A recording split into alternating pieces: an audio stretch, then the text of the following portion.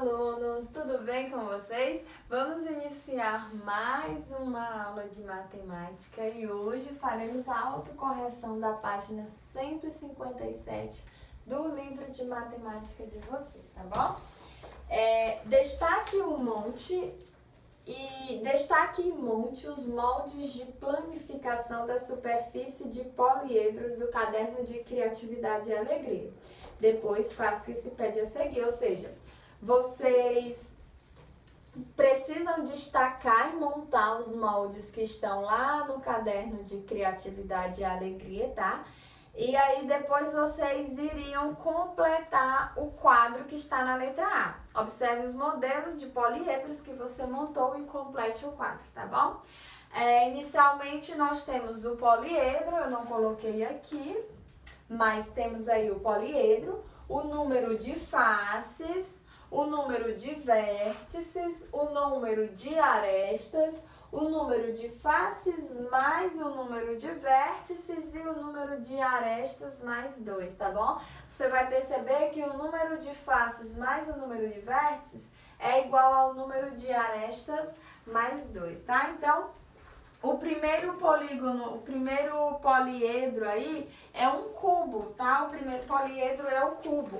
O cubo, ele possui 6 faces, ele possui 8 vértices, possui 12 arestas, tá? O número de faces, qual é o número de faces? É 6 mais o número de vértices. Qual é o número de vértices? 8. 6 mais 8 é igual a 14.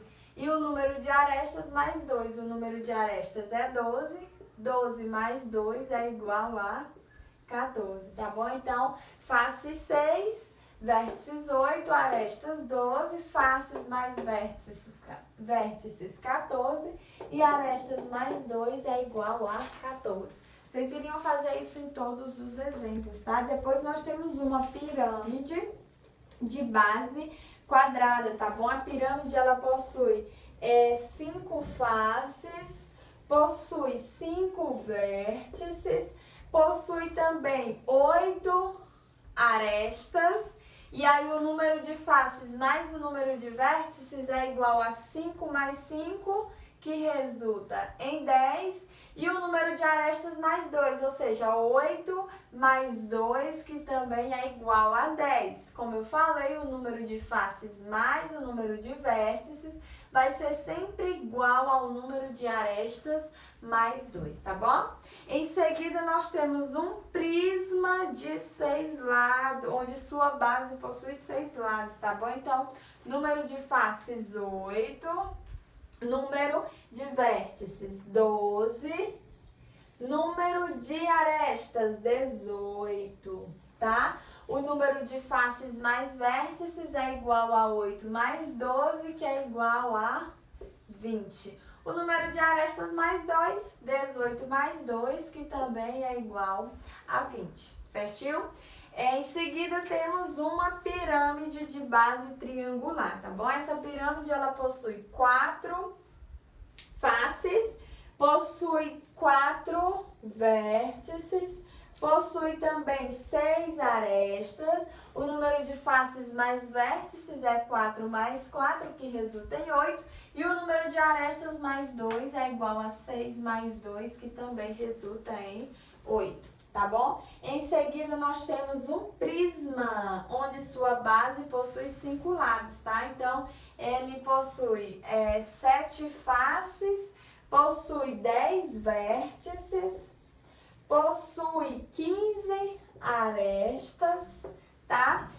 O número de faces mais vértices é igual a 7 mais 10, que é igual a 17. E o número de arestas mais 2 é igual a 15 mais 2, que resulta também em 17, tá bom?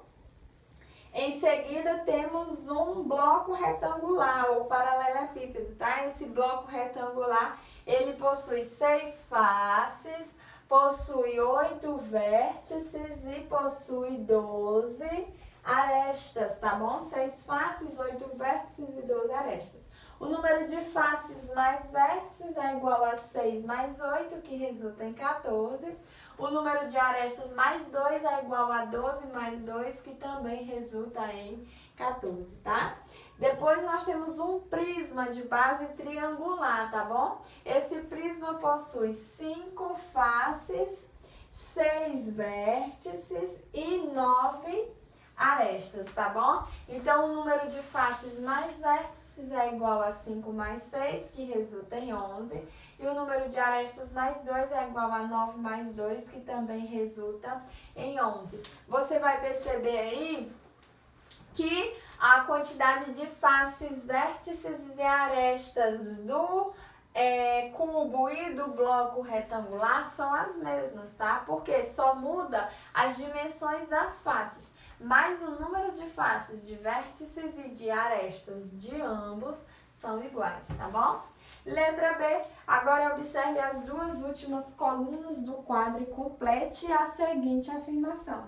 Em todo poliedro, o número de faces mais o número de vértices,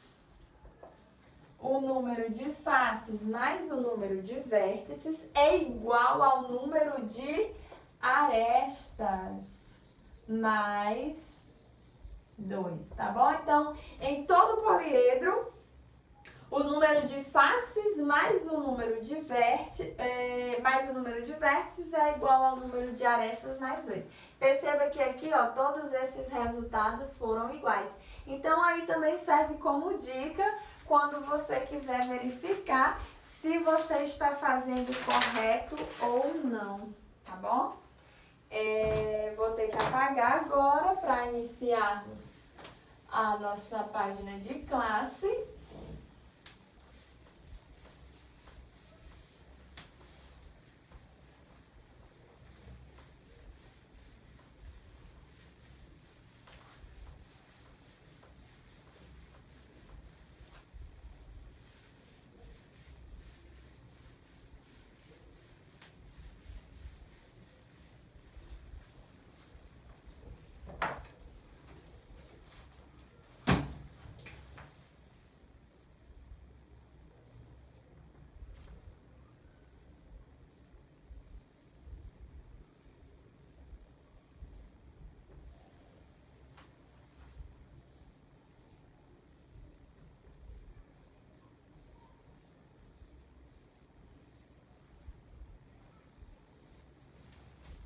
Então, classe, página 158, 160 e 161.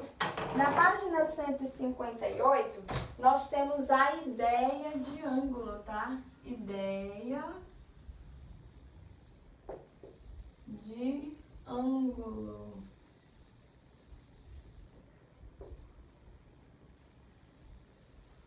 Ideia de ângulo. Ok. Então, vamos iniciar a leitura da página 158. Sofia gosta muito de brincar no parque. E um dos brinquedos favoritos dela é o gira-gira.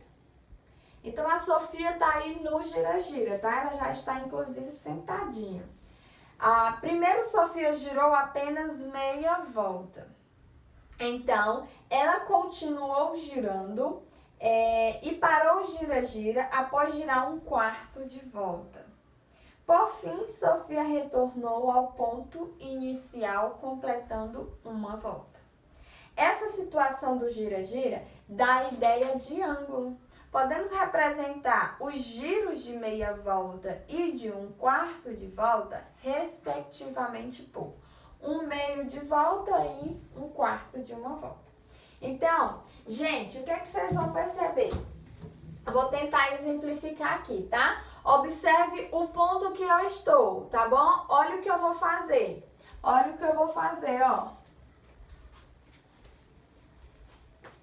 Eu acabei de fazer um giro completo, tá bom? Eu acabei de fazer um giro completo. Eu fiz um giro completo, eu dei uma volta. Agora vocês vão perceber que eu vou fazer meio giro. Olha aqui o que eu vou fazer. Eu vou fazer meio giro, tá? Observe, eu estava aqui e eu fiz, ó, meio giro. Eu parei nessa posição, tá? tá bom? Agora, o que eu vou fazer? Eu vou girar um quarto. Então, observe o que eu vou fazer, ó. Girei um quarto e parei nessa posição, tá bom? Qual é a diferença entre elas? Imagine a seguinte situação. Imagine que o giro completo seja esse aqui, tá bom? Aqui eu tenho um giro completo. Só que o que foi que a Sofia fez? Ela fez meio giro. Então, observa que ela girou isso aqui, ó. Meio giro. Depois ela girou um quarto. Então, ela fez um quarto de volta. Como é que você vai entender isso? Entenda que, por exemplo, o todo, ele que representa o giro completo, tá bom? Ele foi dividido em 4 partes. Se ele foi dividido em 4 partes, então cada parte aqui representa um quarto, tá bom? Cada parte representa um quarto. Se o todo foi dividido em 4 partes, cada parte representa um quarto. Então, a Sofia deu meia volta. Gente, mas se o todo está dividido em 4 partes e a Sofia deu meia volta, então isso quer dizer que ela percorreu em 2 partes, tá? Então, ela estava aqui, ó, ela estava aqui no ponto inicial e ela fez isso. Ela percorreu meia volta. Se ela percorreu meia volta, ela percorreu um meio. Depois ela fez o quê? Ela percorreu um quarto, tá bom? Ela percorreu, ó, um quarto. Então, tá aqui a representação de um quarto da volta de Sofia, tá? Lembre-se, o todo foi dividido em 4 partes, então cada parte representa um quarto. Então, eu tenho um quarto, um quarto, um quarto e um quarto. Só que o que foi que ela fez? Ela percorreu meia volta, então ela percorreu um meio, tá? Ela percorreu um meio. Isso quer dizer que ela percorreu uma volta de 2, tá bom? Então, depois um quarto novamente. Então, essa situação de giro dá a ideia de ângulo. Podemos representar os giros de meia volta e de um quarto de volta, respectivamente, por um meio e um quarto, tá bom? Então, aí vocês vão responder em casa a página 159. Continuando as nossas páginas de classe, temos aí página 160. Página 160, temos ângulo. Página 160, temos ângulo.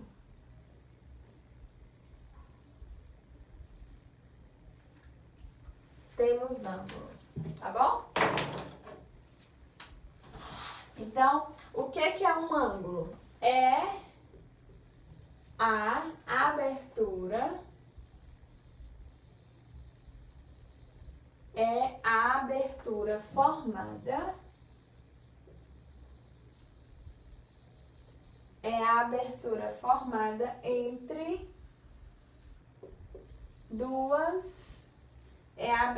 formada, entre duas semirretas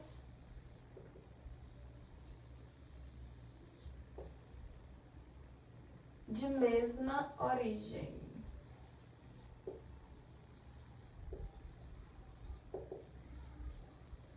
Então, temos aqui a definição de ângulo, tá bom? Vou só exemplificar aqui para vocês.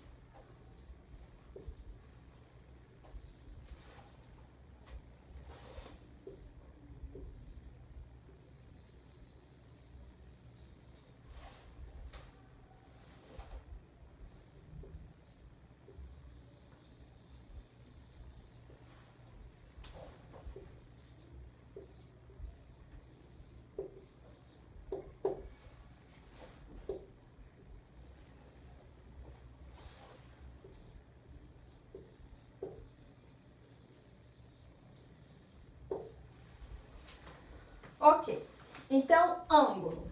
Diversos elementos da natureza e objetos criados pelo ser humano também dão ideia de ângulo. Veja alguns exemplos abaixo. Aí nós temos a estrela do mar, nós temos uma tesoura aberta, tá? Observe ao lado a representação e os elementos de um ângulo.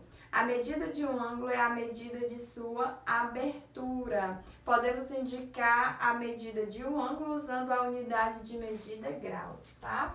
Então, ó, o que é um ângulo, gente? É a abertura formada entre duas semirretas de mesma origem, tá bom? Então, o ângulo, como eu acabei de falar, é exatamente a abertura, tá bom? O ângulo é a abertura. Então, observe, as duas semirretas são essas, ó. Aqui eu tenho duas semirretas que estão partindo de uma mesma origem, ou seja, elas estão partindo de um mesmo vértice. Perceba que esse vértice, ele une essas duas semirretas. Então, essa abertura formada por essas duas semirretas, que também são chamadas de lado, tá bom? Ela é chamada de ângulo, tá bom? Essa abertura formada é chamada de ângulo. E aí nós representamos o ângulo com graus Celsius, tá certo?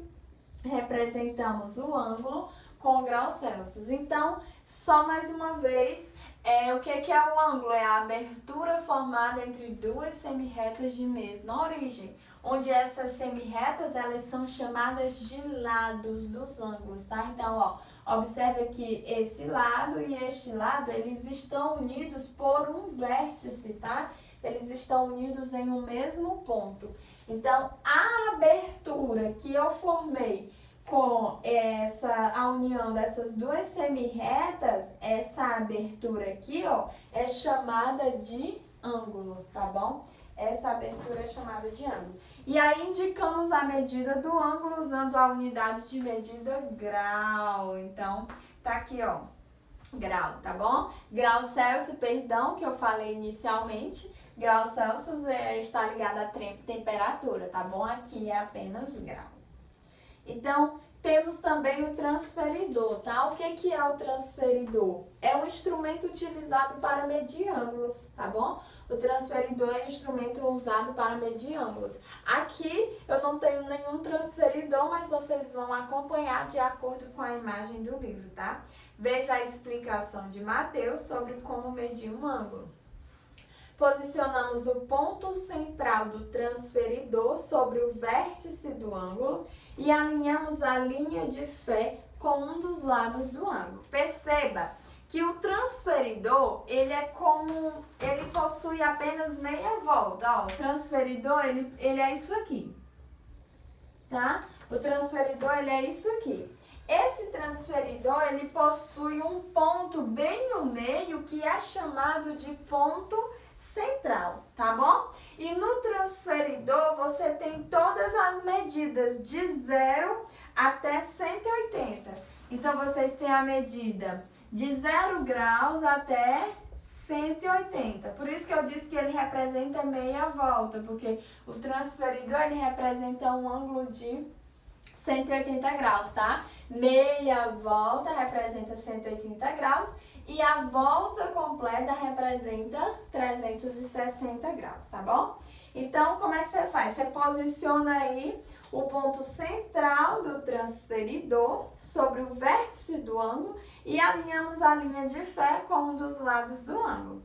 Então, a medida do ângulo vai depender da abertura, tá bom? Quando você posicionar os lados aí no transferidor, a medida do ângulo vai ser a medida da abertura, certo? E aí, na página seguinte, nós temos os tipos de ângulos, tá bom? Temos os tipos de ângulos.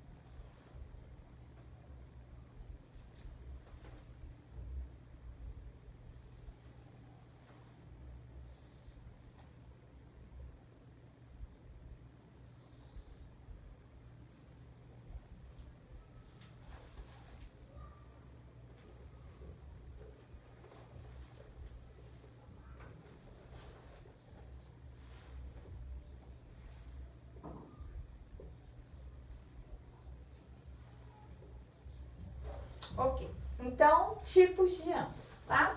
Os ângulos são classificados de acordo com as suas medidas. Então, o primeiro ângulo aí é um ângulo reto. Por que ele é chamado de ângulo reto? Porque ele mede exatamente 90 graus, tá, gente? Os ângulos retos, eles medem 90 graus e eles são indicados com um quadrado e um ponto, tá bom? Central. Então, esse ângulo aqui, ele é igual a 90 graus exatamente, tá bom? Esse ângulo, ele é igual a 90 graus, certinho? É a medida deste ângulo. Ele mede 90 graus. Aí aqui, você vai perceber que o ângulo reto, que é o ângulo de 90 graus, ele está presente em diversas situações, se você parar para observar os ângulos. Observe o canto superior do meu quadro. Olha aqui o ponto de encontro dessas duas hastes laterais aqui, ó. Esse ponto de encontro forma ângulos retos. Em todos que você percebeu, ó, eles formam ângulos retos. Todos os pontos de encontro formam ângulos retos. Isso quer dizer que todos os ângulos do meu quadro medem exatamente 90 graus, tá bom? Então, quando eu somo 90 mais 90, 180, mais 90, 270, mais 90, 360. Tá bom? Então, ó, esse ângulo reto, ele mede exatamente 90 graus, tá bom? Então, classificação de ângulo reto. Depois nós temos o ângulo agudo. Gente, o ângulo agudo é o ângulo que mede menos de 90 graus. Se ele mede menos de 90 graus, isso quer dizer que ele é menor que o ângulo reto. Perceba que o ângulo reto, se eu traçasse, ó, ele seria todo esse. Só que aqui eu tenho um ângulo menor que 90 graus. Eu tenho só esse ângulo aqui, ó. Tá bom? Então, ele mede menos que 90. Se ele mede menos que 90, ele é chamado de ângulo agudo, tá bom? Ele mede menos que 90 graus. Então, ele é menor que 90 graus, ok? Ele é menor que 90 graus, certinho? Depois nós temos o ângulo obtuso. Gente, o ângulo obtuso é o ângulo que possui exatamente, e eu escrevi aqui o ângulo, a representação de menor que errado, tá? Menor que é o sinal voltado aí para o 90. Então, o ângulo obtuso é o ângulo que mede mais de 90 graus. Então, perceba que se eu traçasse 90 graus, eu teria 90 graus aqui. Só que o ângulo, ó, ele é tudo isso. Ele é formado por toda essa abertura. Então, o ângulo maior que 90, ele é chamado de ângulo obtuso, tá bom? Ele é um ângulo maior que 90 graus. Isso quer dizer que ele é um ângulo obtuso, tá bom? Então, ângulo reto igual a 90 graus. Ângulo agudo mede menos de 90 graus, ou seja, ele é menor que 90 graus. E o ângulo obtuso, ele mede mais de 90 graus, tá bom? Lembre-se que ângulo é a abertura formada pela união das semirretas, ó. Aqui eu tenho uma semirreta, aqui eu tenho outra semirreta. Eu tenho um vértice que está unindo essas duas semirretas. Então, a abertura formada pela união dessas semirretas forma um ângulo, tá bom? Se essas semirretas estiverem posicionadas em sentidos contrários, vou formar um ângulo de 90 graus, tá bom? Depois eu tenho aqui, ó, essas duas semirretas sendo unidas por um mesmo vértice. Formei uma abertura menor que 90 graus. Então, formei um ângulo agudo, tá bom? Ângulo obtuso, um ângulo que mede mais de 90 graus. Então, perceba que duas semirretas, onde a união delas está formando uma abertura maior do que 90 graus, então é chamado de ângulo obtuso, tá bom? Vou botar aqui, ó, alguns exemplos. Toda vez que vocês verem esse quadrado com o ponto central, vocês já vão saber que é um ângulo reto, tá bom? Então, olha aqui alguns exemplos.